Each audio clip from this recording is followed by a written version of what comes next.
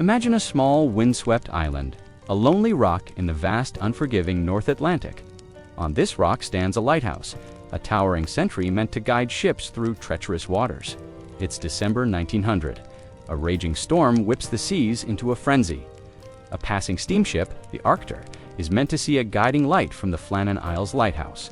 But as the captain looks out into the tempestuous night, he sees only blackness. The light is out. The Flannan Isles, known as the Seven Hunters, sit off the west coast of Scotland. They are desolate, uninhabited, save for the lighthouse and its keepers.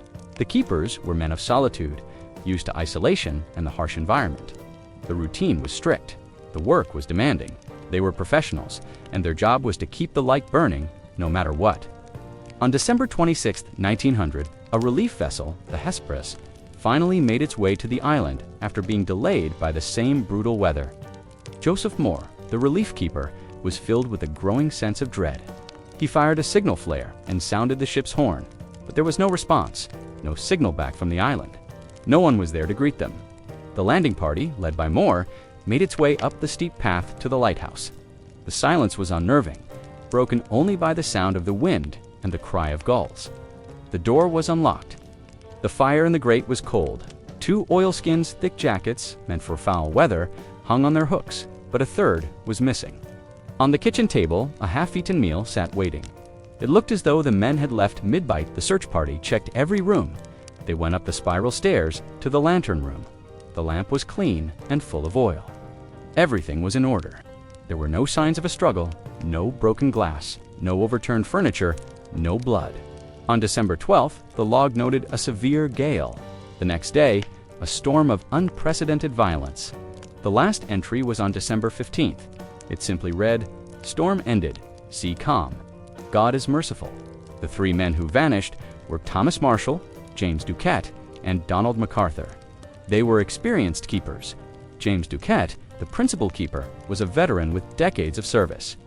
Thomas Marshall, the second assistant, was a reliable and steady man. Donald Macarthur, the third assistant, was a former sailor known for his temper and quick wit. These were not men who had abandoned their post. So where did they go? What could make 3 seasoned professionals leave their lighthouse in the middle of a meal, never to return? The first official investigation began immediately, led by Robert Muirhead, the superintendent of the Northern Lighthouse Board. He was a seasoned inspector and knew the lighthouse keepers well.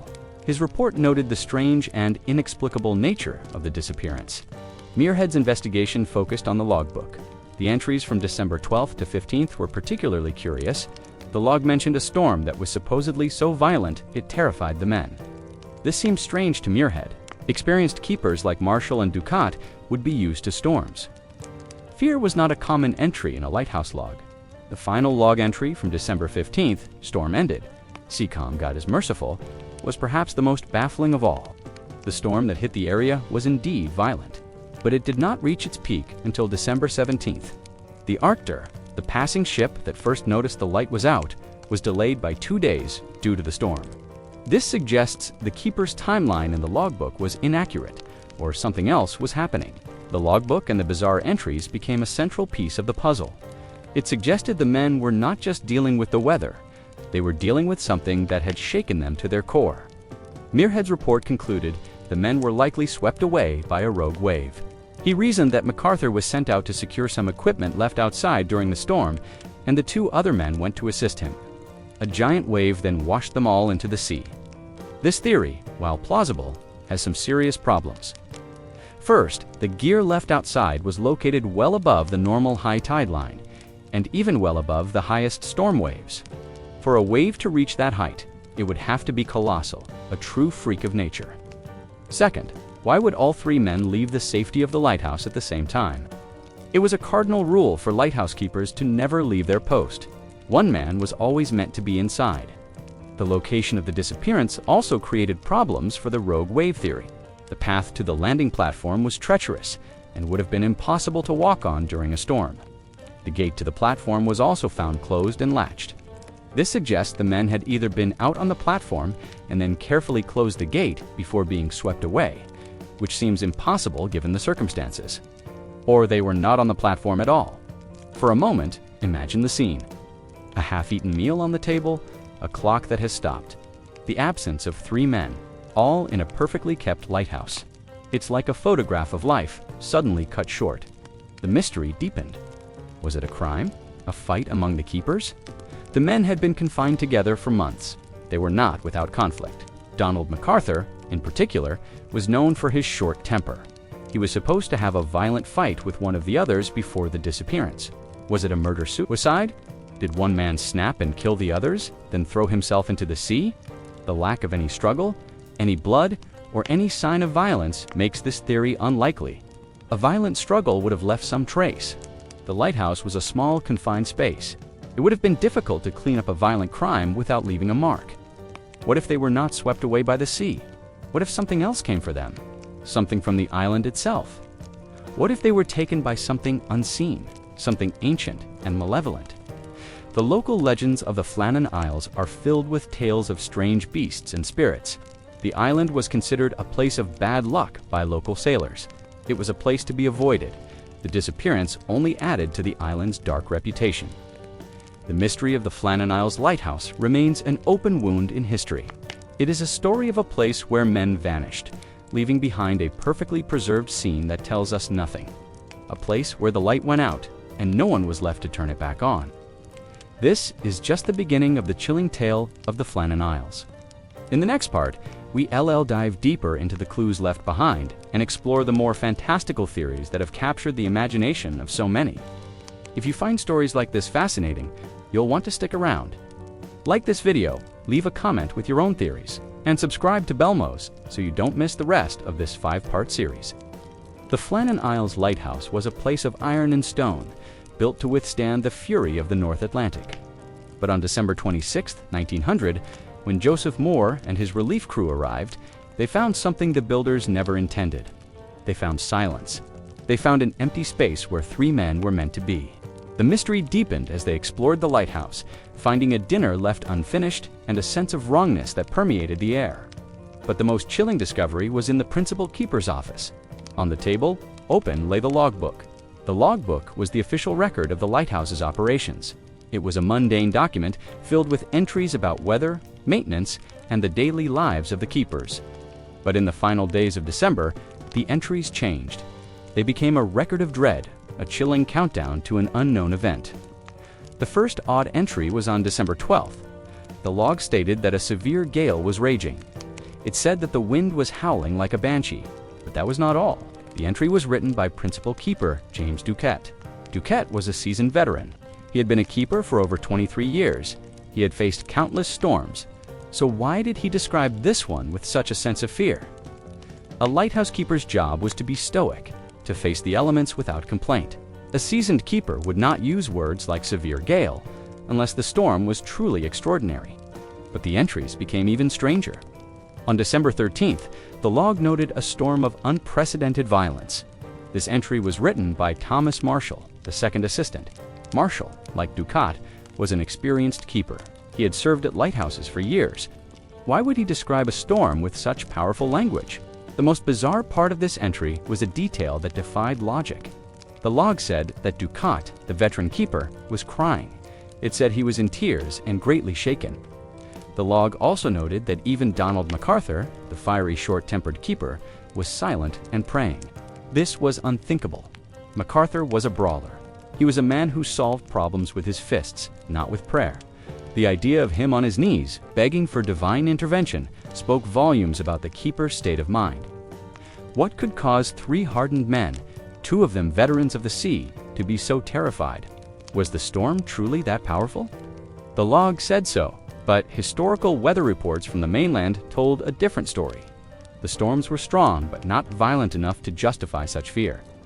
This led to a crucial question. Were the men writing about the weather at all? Or were they describing something else?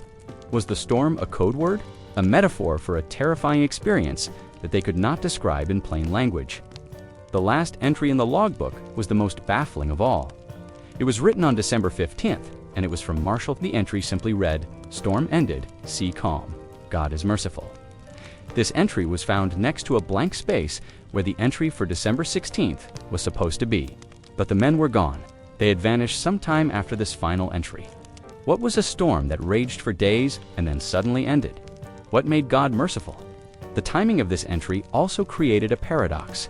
The steamship Arctur, which first noted the light was out, was caught in a severe gale on December 17th. The storm, as confirmed by other ships and mainland weather stations, was still raging on December 15th. The logbook was not accurate. It was either a lie or the men were experiencing something else, something only they could see. The logbook tells a story of men pushed to the breaking point. It is a story of 3 men trapped in a stone tower facing an unseen foe. The entries show a descent into terror, from a severe gale to a fear so great that one man weeps and another prays. The logbook suggests the keepers were not just fighting a storm.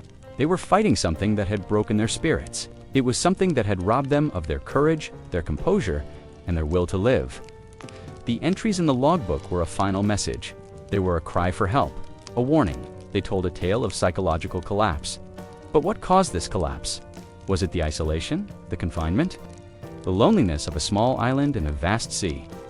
Or was it something else, something more sinister? Consider the possibility of a shared psychosis. The keepers were living in close quarters for months. They had no contact with the outside world. This kind of isolation could lead to a psychological breakdown. The men could have started to hallucinate, to see things that were not there. The storm in the logbook could have been a collective delusion, a shared nightmare that they could not escape. This theory, while plausible, still leaves many questions unanswered. It does not explain what happened to the men's bodies.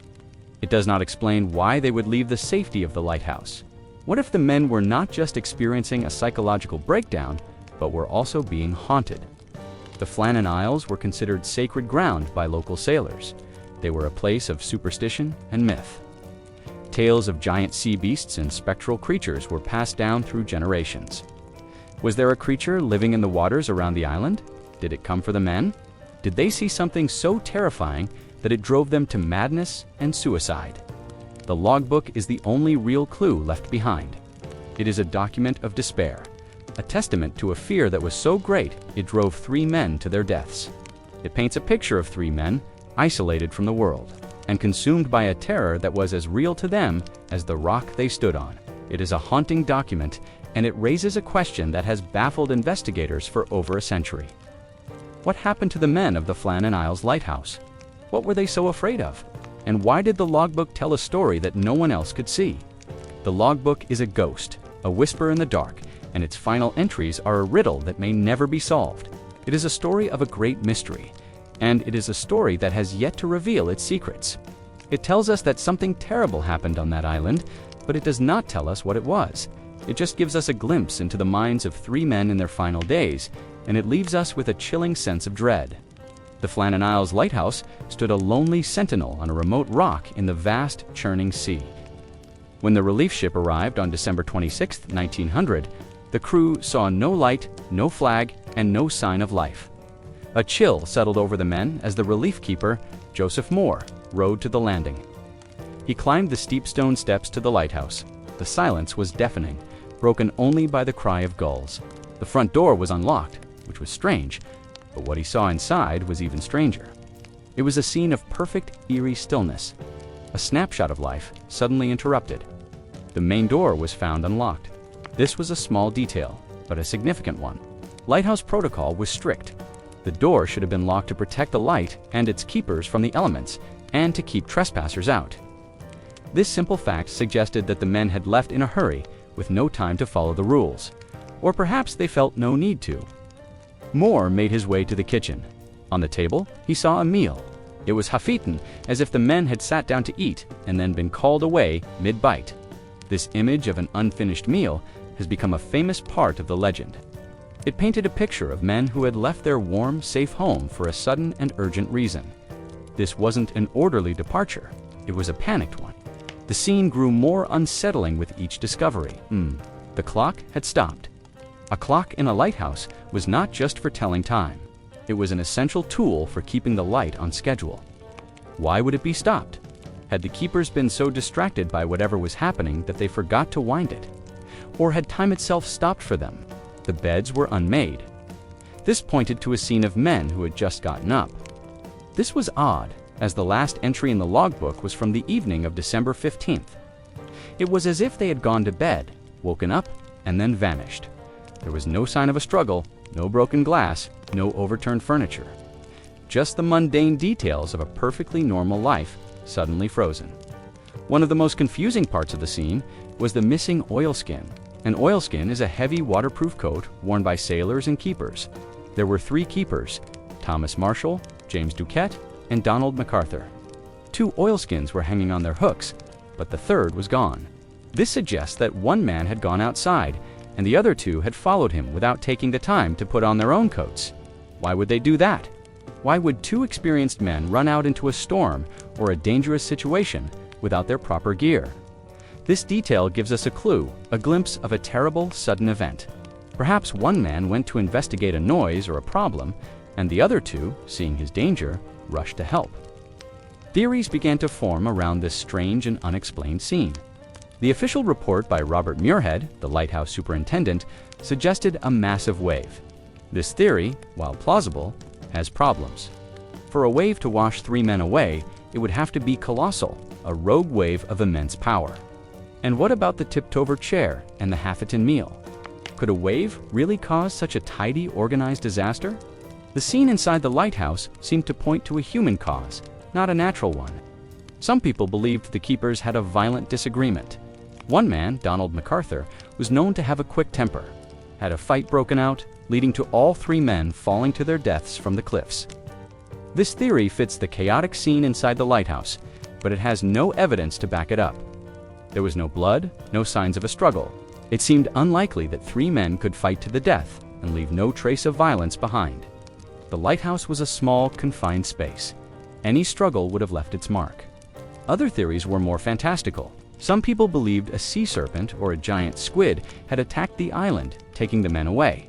Others suggested a ghost ship or a spectral presence had come for them. These theories, while thrilling, have no scientific basis, but they do speak to the power of the mystery. The scene inside the lighthouse was so strange, so unsettling, that people turned to the supernatural to explain it. The scene inside the lighthouse was a riddle, an unlocked door, a missing oilskin, a stopped clock, a half-eaten meal, a tipped-over chair. It was a perfect storm of small, confusing details that, when taken together, defied a simple explanation. It was a story told in silence, a narrative of absence. The lighthouse keepers were gone, and the only evidence they left behind was a scene of perfect, unsettling chaos. The mystery endures because the clues left behind are not clues at all. They are questions. They ask us to imagine a scenario so terrifying, so bizarre, that it could make 3 men vanish into thin air, leaving behind only the ghost of a dinner. The disappearance of the 3 keepers from the Flannan Isles Lighthouse is a puzzle with no missing pieces. Everything was where it should have been: a full lamp, an empty bed, a half-eaten meal, and yet the 3 men, Thomas Marshall, James Ducat, and Donald Macarthur, were gone. The strange scene inside the lighthouse and the even stranger entries in the logbook gave rise to a host of theories. Some were based on logic and evidence, while others were born of desperation and the fear of the unknown. The first and most accepted theory, the official explanation, was the rogue wave theory. This was the conclusion of the initial investigation led by Robert Muirhead, the superintendent of the Northern Lighthouse Board. Muirhead believed that a massive wave, a freak of nature, had swept the men out to sea.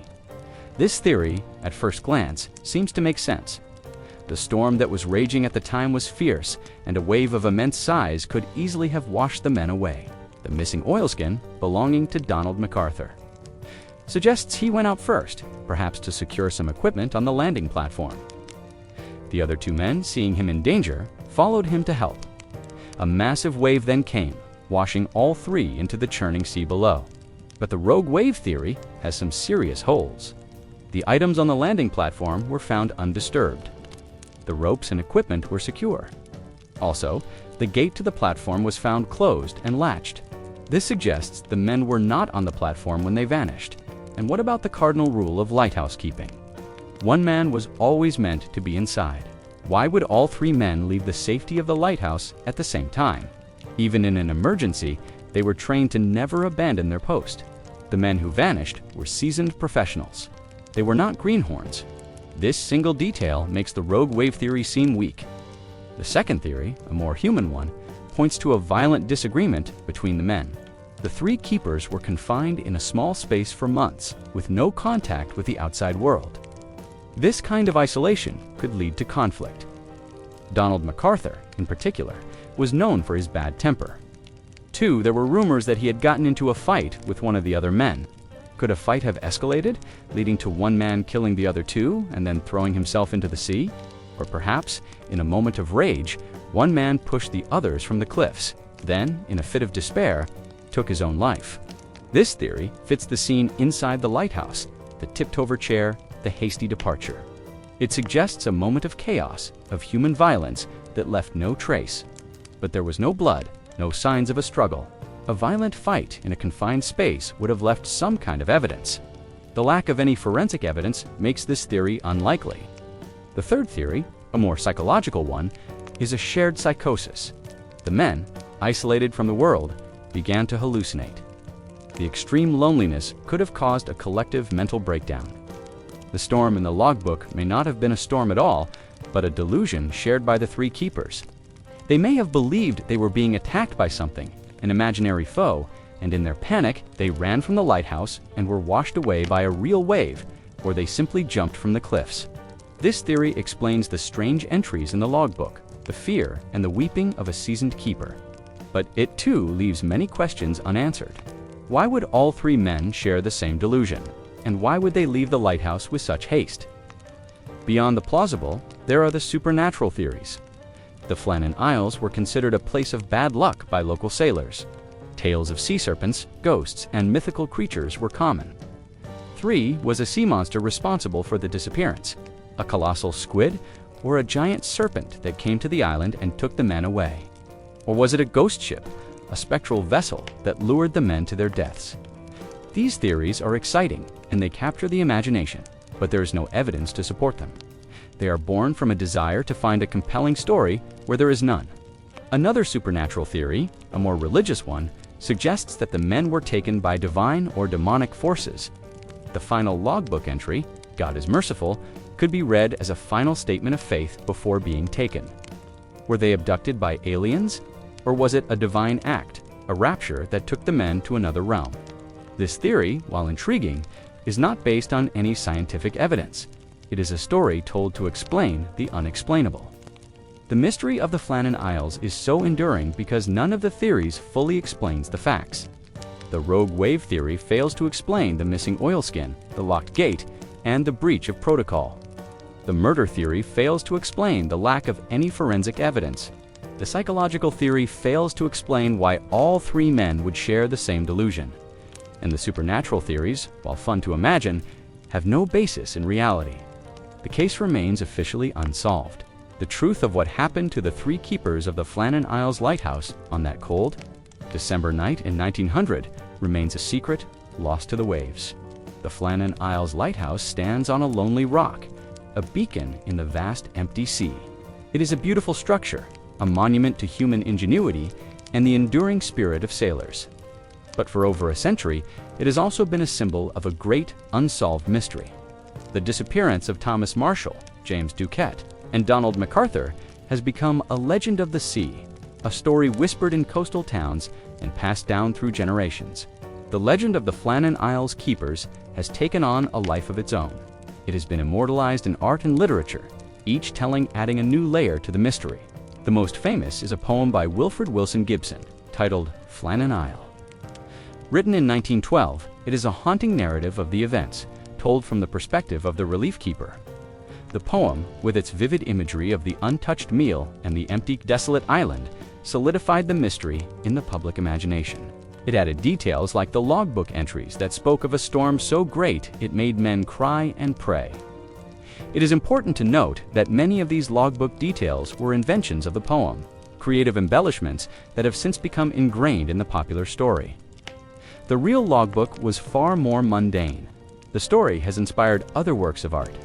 A number of books and novels have taken the mystery as their subject, exploring the psychological toll of isolation and the fragile nature of the human mind. The 2018 film The Vanishing, starring Gerard Butler, is a cinematic retelling of the events. a dark and gripping psychological thriller. It takes the key elements of the true story, the isolation, the strange scene inside the lighthouse, the rumors of conflict among the keepers, and weaves them into a fictional narrative of greed, murder, and madness. The film is a powerful example of how the true story, with its lack of answers, can be a canvas for exploring the darkest aspects of human nature. The mystery of the Flannan Isles is not just about the disappearance of 3 men. It is about the fundamental fear of the unknown. It is about the terror of being alone in a vast and unforgiving world. The image of the Hafetan meal, a moment of human life frozen in time, is a powerful symbol.